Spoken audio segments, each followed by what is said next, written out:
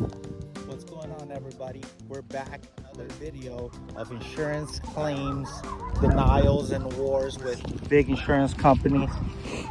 We're looking at this scope with 11 shingles that are damaged in the back, 14 shingles that are damaged in the front. So here's the damage.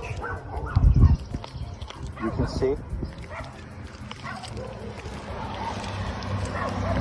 no damage to this side, to the garage, only to the house. It's the older shingle, it's covered, and it has RCV coverage on the policy. So why are we seeing so many denials and so many repairs being paid by insurance companies?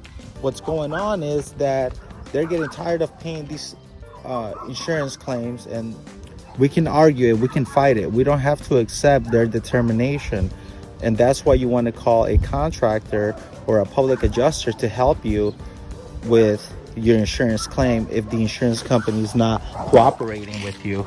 So this insurance claim got $700,